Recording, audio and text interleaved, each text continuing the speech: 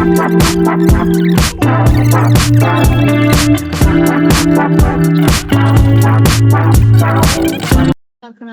kami dari kelompok 5C. Di sini kami akan memberikan tutorial penggunaan Google Earth Engine untuk mengolah kota Surakarta dan Kabupaten Sukoharjo.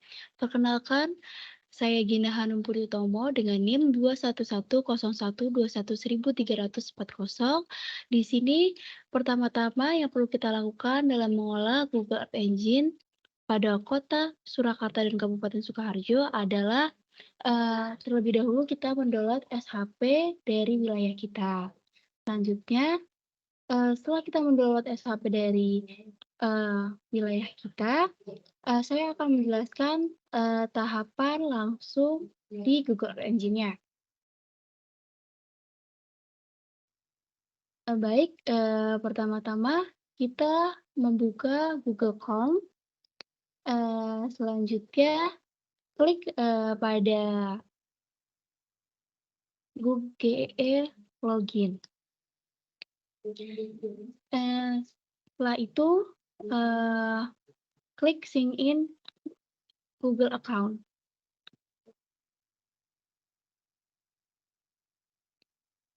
Klik sign in Google account. Selanjutnya kita akan mengupload data SHP kita dengan klik aset, kemudian new, klik table upload pada save file. Selanjutnya select pada data yang ingin masukkan semua data kecuali data yang SBF. Klik open, beri nama Surakarta Sukoharjo.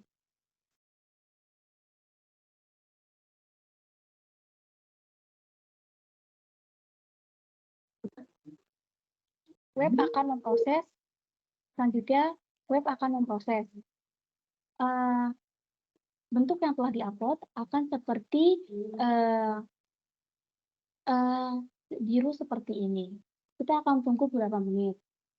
Setelah kita tunggu beberapa menit, nanti data yang telah kita upload, kita klik dan klik view asset dan klik import.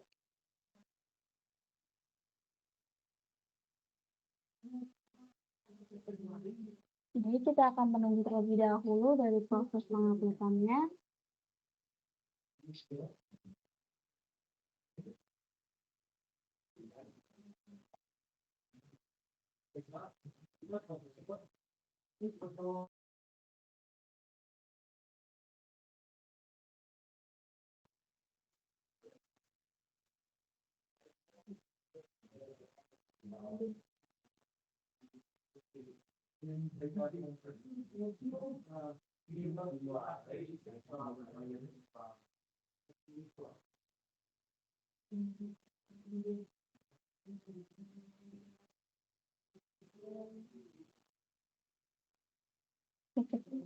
Pinjam yang ada PDF.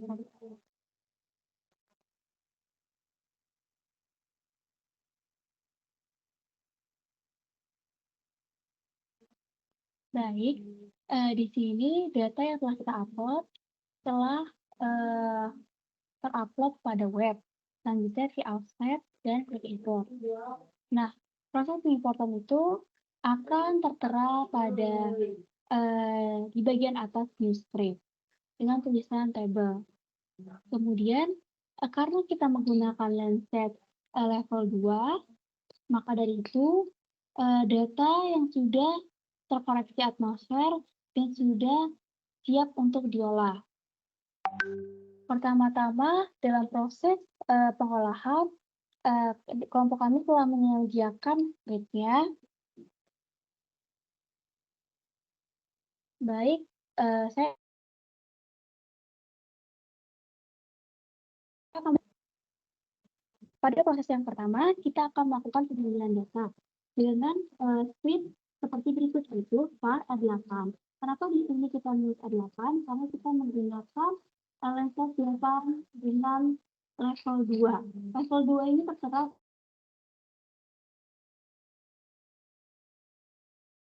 Dan part A8 selanjutnya adalah part visualisasi. Seperti Gen 4, Gen 3, dan Gen 2. Setelah kita melakukan pemanggilan data, kita akan melanjutkan ke proses menfilter visualisasi 8 berdasarkan wilayah. Seperti yang sudah diketahui sebelumnya, kelompok kami menggunakan daerah Kota Surakarta dan juga Kabupaten Sukoharjo. Maka dari itu, pada script akan ditulis var R8 table sama dengan R8.filterBound table. Table sini adalah data yang telah terupload tadi pada kolom teratas. Di sini juga telah dijelaskan table project EE Sensor Positif, Aset, Surakarta, dan juga Sukoharjo. Setelahnya, kita akan masuk ke tahap memfilter citra lensa 8 berdasarkan waktu. Memfilter ini pada pengolahan kami menggunakan tahun 2015 dan juga tahun 2022. Yang pertama-tama kami akan menggunakan tahun 2015 bulan Maret sampai dengan bulan Agustus.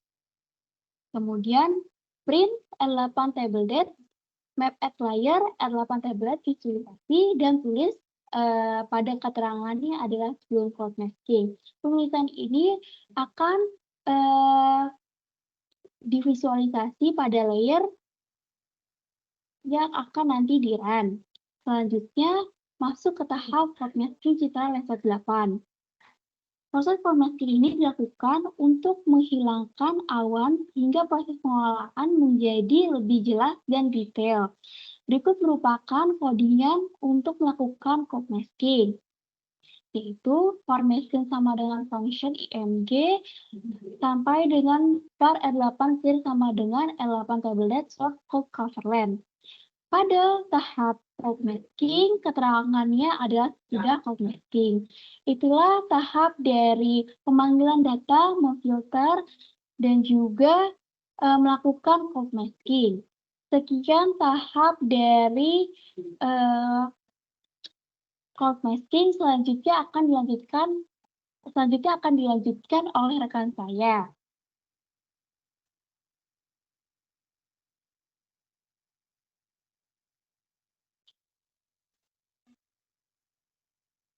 Itulah script untuk melakukan cloud masking.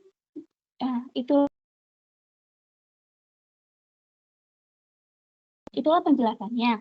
Selanjutnya saya akan mencoba melakukan running terhadap script-script yang telah saya tuliskan. Klik run dan tunggu proses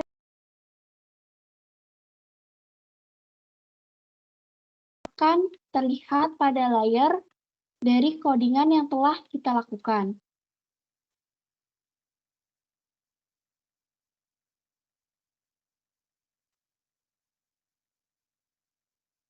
Kita telah melakukan proses sebelum cloud masking dan juga setelah cloud masking.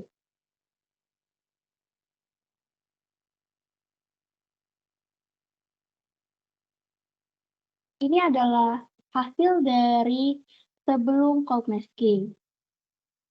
Selanjutnya, saya akan memperbesarnya. Ini adalah proses dari cloud masking.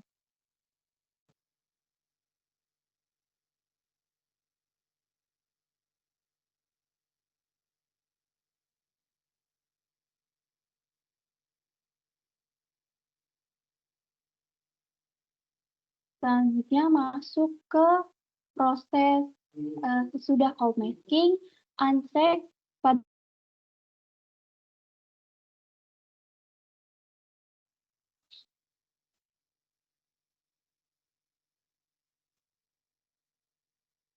ini adalah proses sesudah cloud masking.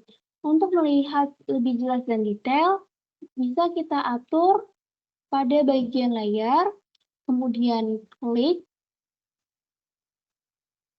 dan atur custom menjadi stretch 100%. Dan terus,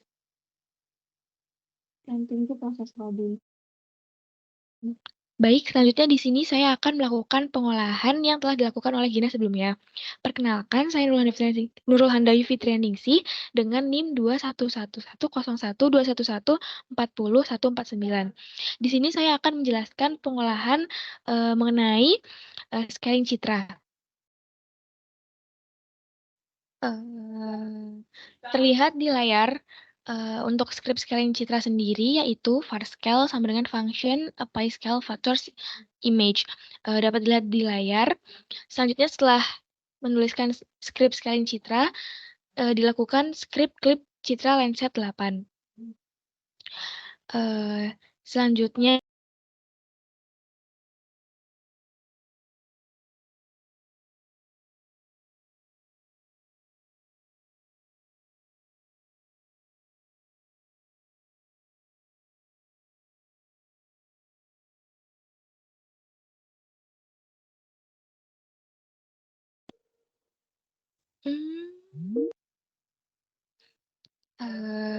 di pendefinisian band sendiri kita menggunakan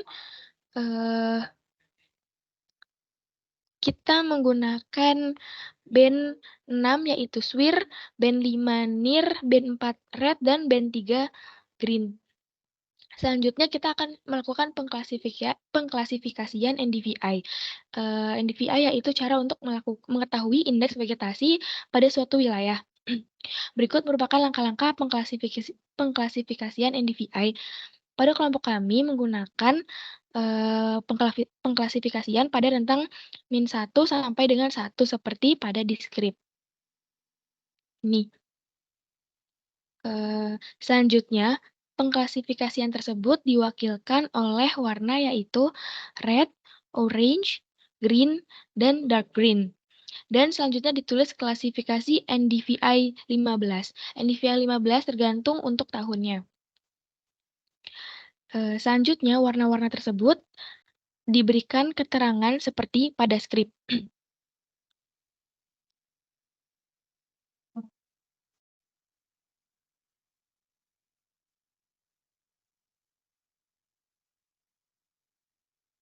Yaitu warna red atau merah untuk non-vegetasi, orange untuk vegetasi rendah, green untuk vegetasi sedang, dan dark green untuk vegetasi tinggi.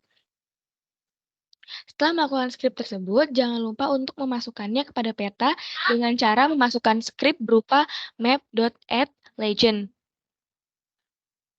Selanjutnya, kita run.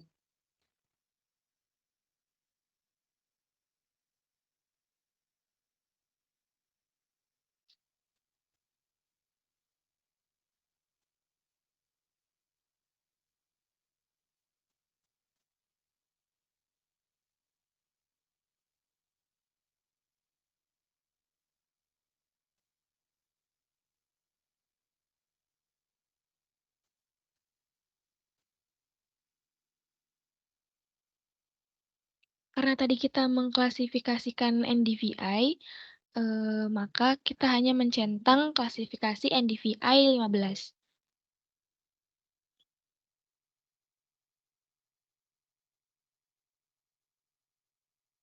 Berikut tampilannya. Selanjutnya, pengolahan selanjutnya akan dijelaskan oleh rekan saya. Perkenalkan, nama saya Revina Tiara Purba dengan NIM 211011211300071. Di sini saya akan melanjutkan penjelasan mengenai pendefinisian band dan kelas pada NDVI. NDVI ini adalah indeks yang digunakan dalam penginderaan jauh untuk mengidentifikasi kerapatan area terbangun.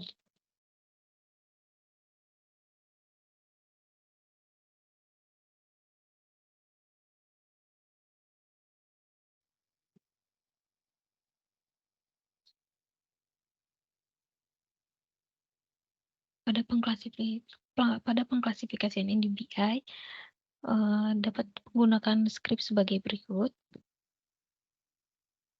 di mana rentang yang digunakan yaitu dari rentang -1 sampai dengan 1 dengan 4 tingkatan, yaitu yang pertama -1 sampai -0,15, yang kedua ada -0,15 sampai -0,1, lalu dilanjut dengan min 0,1 sampai dengan 0,1 dan 0,1 sampai dengan 1. Selanjutnya pengklasifikasian tersebut itu diwakilkan oleh warna green, yellow, orange, dan red, di mana nanti akan diberi nama klasifikasi NDBI 15, di mana angka 15 ini berarti citra yang digunakan itu citra tahun 2015.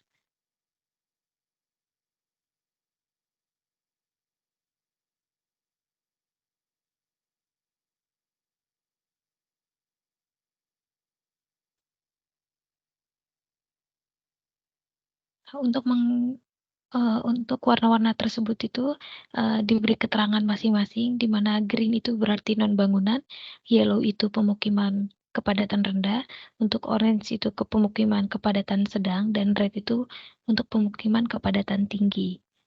Setelah melakukan skrip tersebut, untuk masukkan pada peta kita dapat mengklik dengan cara run, di mana sebelum run itu kita nanti tulis dulu pada skrip ada map add baru NDBI legend.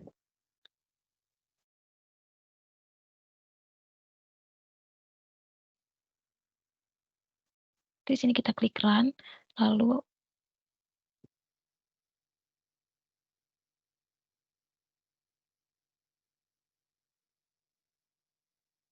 kita tunggu sebentar.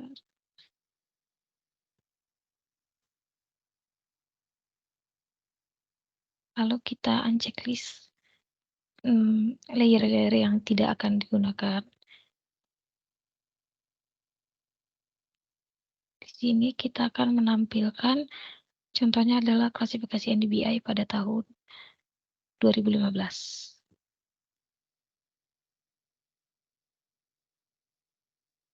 Berikut adalah hasil pengklasifikasian NDBI 2015.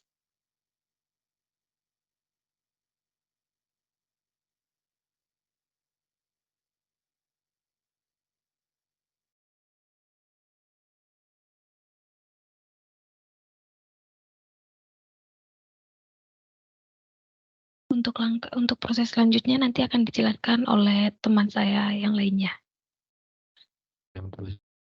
Di sini saya akan melanjutkan penjelasan pendefinisian band, kelas, keluas, dan ekspor NDVI. NDVI adalah indeks yang digunakan untuk mengidentifikasi badan air. NDVI atau Normalized Difference Water Index menggunakan pin hijau dan intramerah dekat atau near karena pin hijau sensitif terhadap penyerapan klorofil pada vegetasi yang sehat. Sedangkan pin red dibantukan oleh struktur selular daun pada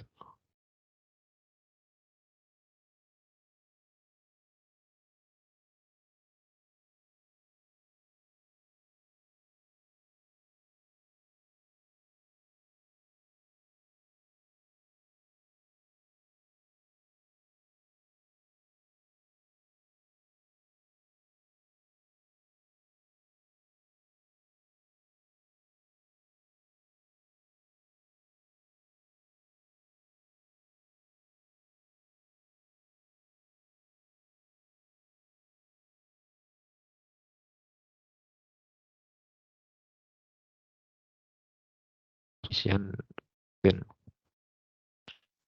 Kemudian pendefinisian band NDVI. Yang pertama green near, green near, pasti green plus near. Dan band layar NDVI berbasis sampai minimal min 1 maksimal sampai maksimal max 1 NDVI 2022.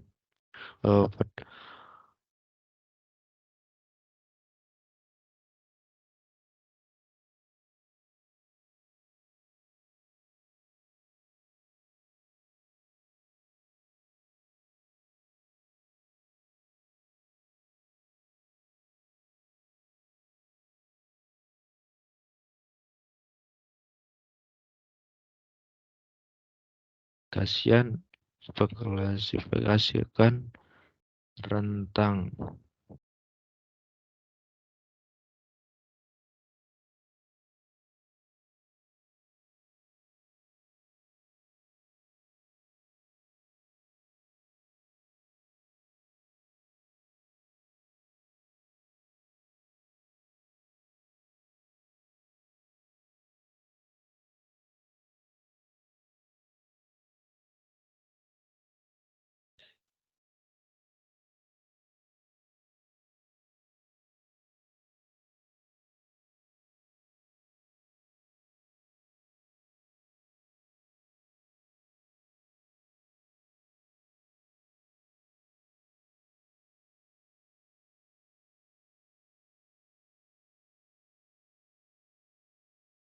Yang Z populasi tersebut diwakilkan oleh warna yaitu green,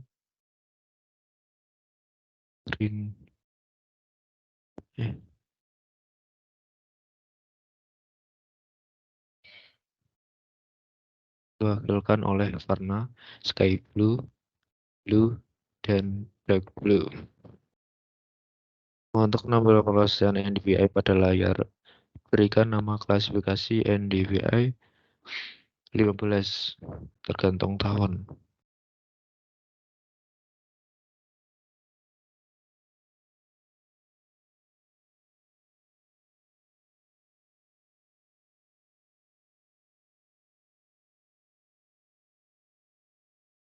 Bahwa warna-warna tersebut selanjutnya diberikan keterangan seperti pada skrip.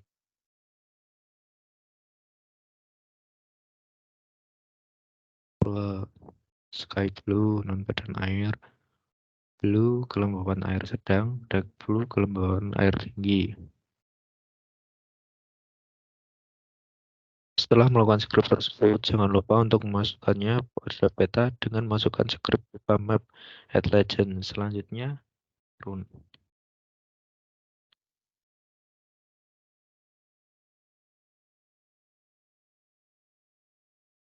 Sebelumnya izin perkenalkan diri.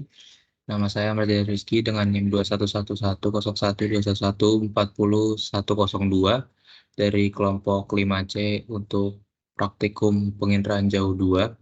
Di sini saya izin untuk menjelaskan terkait skrip dari Google Earth Engine, yaitu lebih tepatnya skrip untuk LST atau Land Surface Temperature.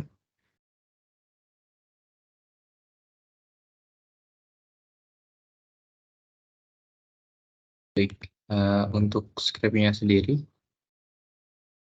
skrip LST, pertama-tama kita memakai beberapa komen, yaitu yang pertama komen mask yang berisikan image dari update maskingnya.